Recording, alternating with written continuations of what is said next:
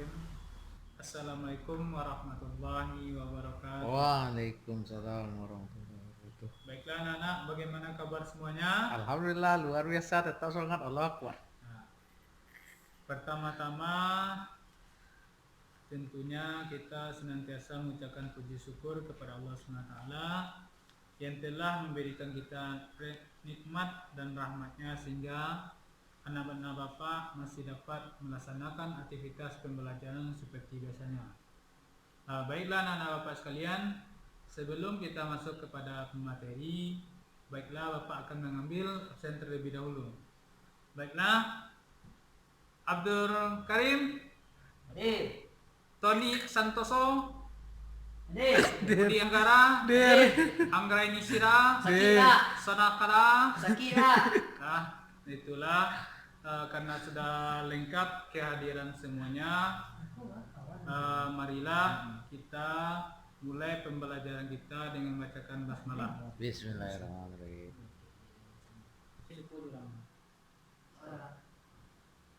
Woi, Je, mantap, Je.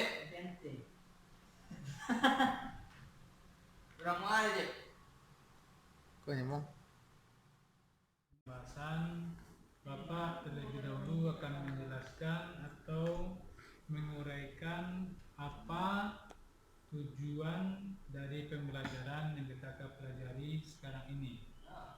Nah, baiklah anak-anak sekalian, yang pertama yaitu pada KD pengetahuan. Pada aspek pengetahuan ada beberapa poin yang tentunya ingin dicapai pada akhir pembelajaran.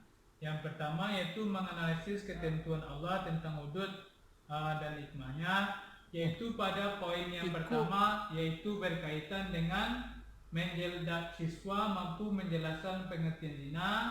Yang kedua, menunjukkan dasar hukum dilarangnya zina. Yang ketiga, menjelaskan macam-macam hukum pelaku zina. Nah, itu yang ketiga. Yang keempat, menyebutkan hikmah adanya zina, adanya had zina. Yang keempat, menyebutkan hikmah adanya had zina. Yang kelima itu menjelaskan pengertian khamar. Yang selanjutnya menunjukkan dasar hukum dilarangnya minuman khamar. Dan yang paling pada pengetahuan yang ketiga yaitu menyebutkan hikmah adanya had yang berkaitan dengan pelaku zina. Dan anak-anak sekalian, yang kalau ada yang mencatat, dicatat terlebih dahulu agar pada bisa diulang dan pada akhir pembelajaran anak-anak Bapak dapat menguasai materi dan dapat menguraikan dan menjelaskannya secara terperinci. Yang mana pada poin 4 yaitu pada aspek psikomotor, keterampilan anak-anak Bapak sekalian, yaitu diharapkan anak-anak Bapak tersebut dapat menunjukkan contoh pelanggaran yang terkena hudud.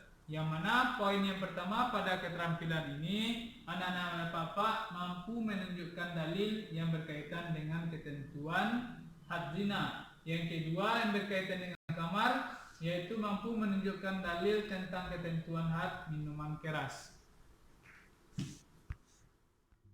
melakukannya. Sementara sekarang anak-anak Bapak banyak menemukan anak-anak Bapak di luar yang tidak menggunakan jilbab, sehingga kita dapat menjauhi apa yang dikatakan dari nafsu, sesuatu yang mengundang nafsu sehingga mendekati kepada zina. Tahu tentang dalilnya, kita masuk kepada macam-macam zina. Seperti yang Bapak sampaikan tadi, bahwasanya pelaku zina ini terbagi kepada dua. Yang pertama, muhsan. Apa yang dikatakan muhsan ini? Muhsan ini adalah perbuatan zina yang dilakukan oleh seorang yang sudah menikah. Itu yang pertama anak Bapak sekalian. Ini hadnya atau hukumannya berbeda dengan ghairul muhsan. Yang mana ghairul muhsan ini adalah zina yang dilakukan oleh seorang yang belum pernah menikah. Jadi anak Bapak sekalian perlu diperhatikan ke depan bahwasannya untuk pelaku zina yang muhsan ini yang telah menikah, maka hukumannya adalah dirajam. Ya. Itu anak-anak sekalian. Yang kedua, bagi pelaku ghairul muhsan ini yang belum pernah menikah, yaitu dengan dicambuk 100 kali. Anak-anak sekalian, kita selanjutnya masuk kepada hikmah adanya had atau hukuman dari zina Bapak ingin menanyakan, ada yang mengetahui apa hikmah dilarangnya dalam melakukan perbuatan zina tersebut? Ada yang bisa? Skip Pak. Apa Nanda Jepri? Skip Pak. Sakit? Skip. Skip? Lewat. Baiklah Nanda Jepri, berkaitan dengan hal tersebut, di sini akan bisa Nanda Bapak lihat beberapa hikmah adanya larangan zina tersebut. Yang pertama yaitu menjaga martabat dan harga diri manusia. Coba Nanda Bapak bayangkan, kalau banyak orang pelaku zina, tentunya banyak keturunan atau tidak ada lagi harga diri dari seseorang. Tentunya bisa diinjak-injak atau di kampungnya, di lingkungan masyarakat, di lingkungan sekolah, dan lain sebagainya. Baiklah Nanda Bapak, itu yang pertama. Yang kedua yaitu menjaga keturunan nasab. Hal ini yang terpenting Nanda Bapak sekalian. Kalau kita tidak bisa menjaga, kalau kita tidak mengetahui keturunan nasab, tentunya apabila dilakukan perbuatan zina ini, maka tidak bisa menjaga keturunan nasab. Ini dari nasab mana, orang tuanya mana, atau siapa ayahnya, maka tidak bisa diketahui. Nah, itu yang kedua. Yang selanjutnya Nanda Bapak yaitu terpelihara dari kebinasaan. Apa maksud dari terpelihara dari kebinasaan ini Nanda Bapak sekalian? Banyak di antara di masyarakat sekarang yang Nanda Bapak lihat, setelah melakukan perbuatan zina, menanggung malu orang tuanya, mungkin dari pihak laki-laki tidak bertanggung jawab, sehingga yang perempuan ini membuang anaknya atau bisa membunuh anaknya. Itu adalah perbuatan atau salah satu dosa besar anak-anak sekalian. Namun itulah yang kita takutkan, na'udzubillah min dzalik. Itu tidak menutup kemungkinan, karena merasa malu yang dia tanggung, dia tidak dia kehilangan akal sehatnya dan melakukan hal-hal yang tidak diinginkan atau yang dilarang oleh agama. Yaitu hikmah yang terakhir yaitu terpelihara dari penyakit, yang mana seperti yang anak Bapak sebut sekalian tadi, bahwasanya dari penyakit itu salah satunya diantaranya adalah HIV, yang mana penyakit ini belum ada obatnya anak Bapak sekalian. Maka dari itu pandai-pandailah kita dalam menjaga diri kita. Semoga kita senantiasa dapat mencegah diri kita atau menjauhkan diri kita dari perbuatan zina. Nah, baiklah anak Bapak sekalian, marilah kita tinggalkan berkaitan dengan zina, kita masuk kepada minuman khamar. Yang mana minuman khamar ini bisa dikatakan sebagai penutup akal. Kenapa dikatakan penutup akal? Anak Bapak sekalian ada yang tahu? Karena setelah meminumnya, mungkin anak Bapak yang pernah melihat orang minum itu tidak sadarkan diri, mabuk-mabukan, dan lain sebagainya. Karena setelah minum itu orang kehilangan akalnya dan tidak mengetahui apa yang dilakukannya. Nah, baiklah anak Bapak sekalian, selanjutnya kita masuk kepada menurut bahasa, yang mana menurut bahasa ini segala minuman khamar, segala jenis minuman dan atau selainnya yang memabukkan dan menghilangkan fungsi akal. Yang mana dikatakan di atas tersebut bahwasanya setelah minum khamar seseorang tentu kehilangan akalnya dan tidak dapat mengatasi atau mengendalikan diri sendiri dan tidak tahu apa yang dia perbuat. Yang mana berkaitan dengan hukum khamar ini, menurut ijma ulama bahwa hukum khamar ini adalah haram.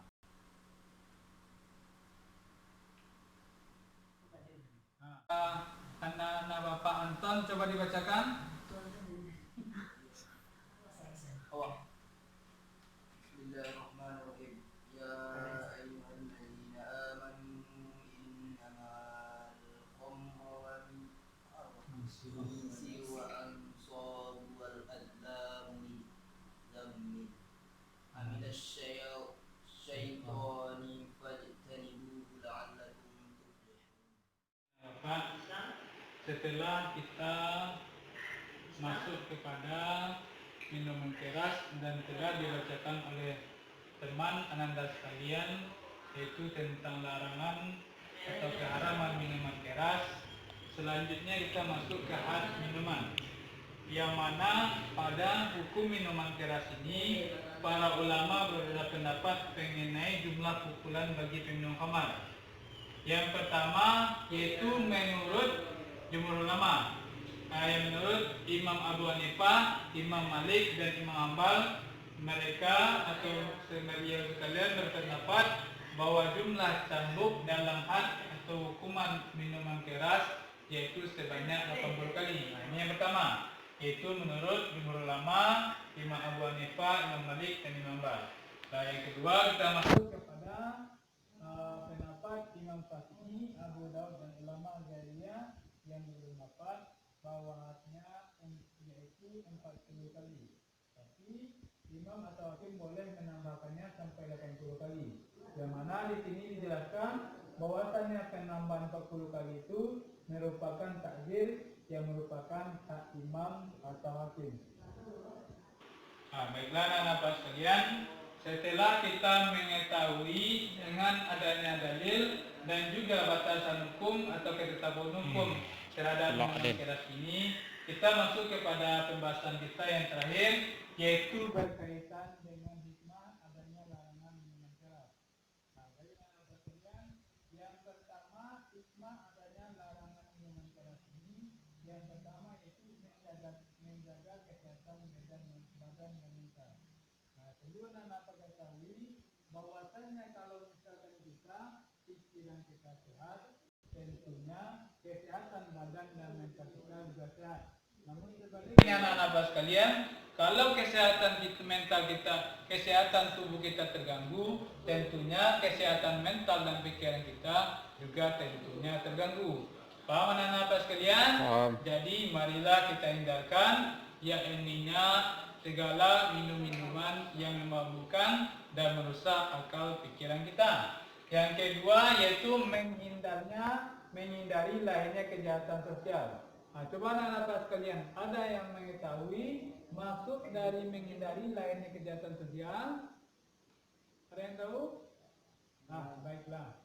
Bapak akan coba jelaskan bahwasanya maksud dari menghindari lahirnya kejahatan sosial ini perlu diketahui anak-anak sekalian bahwasanya di awal kita singgung tadi. Nah, kalau orang yang minuman keras ini tentunya akal pikirannya tidak normal lagi dan pikirannya tidak bisa dikendalikan lagi, sehingga apa yang diperbuat oleh orang yang telah minum minuman ini, yang telah minum, tidak sadar dengan apa yang berbuatnya, sehingga mereka melakukan sesuatu di luar kendali. Apakah itu kejahatan sosial, apakah itu kejahatan individual, dan lain sebagainya.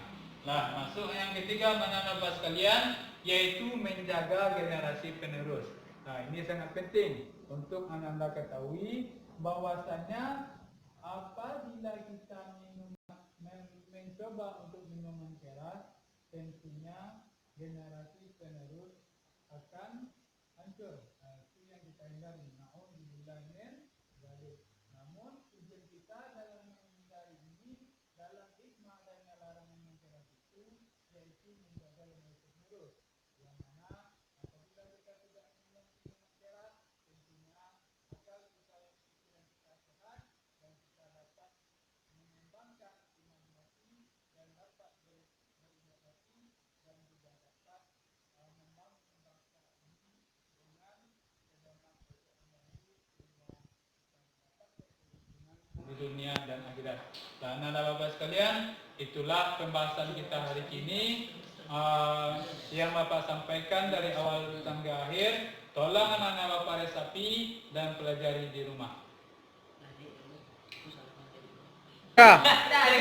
Masih ada masak nih kopi, tergantung lubang. Bang, ada banyak lubang. Nah, baiklah anak-anak sekalian, setelah Bapak menjelaskan apa tentang pembahasan kita itu berkaitan dengan hudud dan hikmah dari hudud, tentunya yang yang perlu kita pahami, yaitu marilah kita terapkan dalam kehidupan kita sehari-hari sehingga kita terhindar dari apa yang dilarang oleh agama, yaitu berkaitan zina dan minuman keras.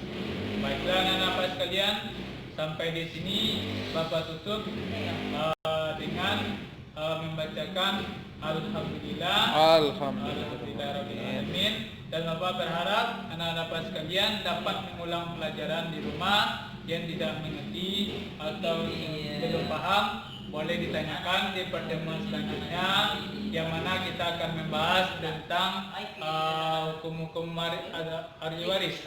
Nah, itulah anak-anak sekalian, kita akhiri dengan membacakan Alhamdulillah, dan tutup dengan membacakan Assalamualaikum warahmatullahi wabarakatuh. Waalaikumsalam warahmatullahi wabarakatuh.